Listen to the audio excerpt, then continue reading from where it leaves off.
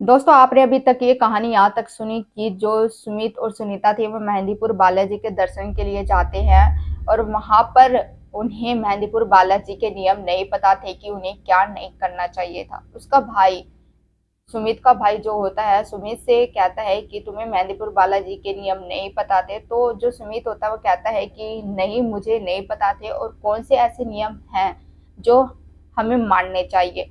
तो इसके आगे कहानी शुरू करते हैं। तो जो सुमित का भाई होता है वो कहता है कि जब मेहंदीपुर बालाजी के लिए दर्शन करने के लिए जाओ और दर्शन हो जाए तो पीछे से प्रांगण से कोई भी कितनी ही आवाजें क्यों ना देता हो, चाहे वो हमारा खुद का रिश्तेदार ही क्यों ना हो, हमें कभी भी पीछे मुड़कर नहीं देखना है। चाहे कुछ भी हो जाए, पीछे मुड़कर नहीं देखना।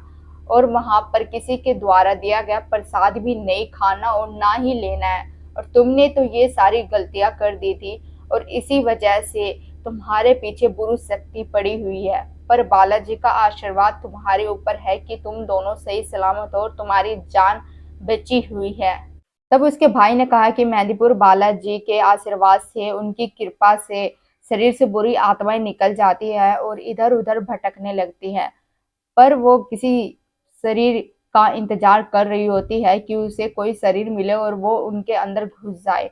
और उस मेहंदीपुर बालाजी में कोई भी अनजान व्यक्ति पीछे से आवाज देता है। जब वो पीछे मुड़कर देख लेता है तो वहां की जो बुरी शक्तियां होती हैं वो शरीर में प्रवेश कर जाती है। उसके बाद उनके साथ बहुत ही अजीबोगरीब घटनाएं होने लगती हैं।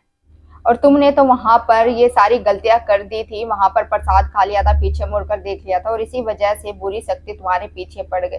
लेकिन बालाजी का आशीर्वाद था कि तुम दोनों सही सलामत हो। तुम बहुत किस्मत वाले हो कि तुम, बालाजी का आशीर्वाद तुम्हारे ऊपर है और तुम दोनों की जान बच गई है। पर जो सुमित होता है वो अपने भाई से बोलता है कि भैया, आपको कैसे पता कि हमारे पीछे कोई बुरी शक्ति पड़ी हुई है। तो उसका भाई बोलता है कि जो फोटो तुमने मुझे रात को भेजी थी, उस फोटो में उस कार के पीछे साफ साफ दिखाई दे रहा है कि किसी प्रेत का साया है। बिल्कुल साफ साफ नजर आ रहा है। जब सुमित ने वो फोटो देखी, देखा कि कार के पीछे एक साया है जो कि बिल्कुल ही साफ दिखाई दे रहा है। सुमित की हालत बहुत ज्यादा खराब हो गई और सुमित पसीने से भर चुका था, उसका पूरा शरीर पसीने से लथपथ था। तब उसने दोनों हाथ जोड़कर बालाजी को धन्यवाद करा कि उनके वजह से उसकी पत्नी की और उसकी जान बच गई थी। इस घटना के बाद सुमित और सुमित की पत्नी और उनकी फैमिली फिर से मेहंदीपुर बालाजी के दर्शन के लिए आती है, ताकि कोई भी उनके ऊपर बुरी शक्ति होगी या बुरा साया होगा तो वो टल जाएगी। अब जो उनकी फैमिली थी और सुनीता और सुमित थे, उन्होंने मेहंदीपुर बालाजी के जो भी नियम थे वो ध्यान में रखा और वहां पर दर्शन करके वहां से वापिस आ गए।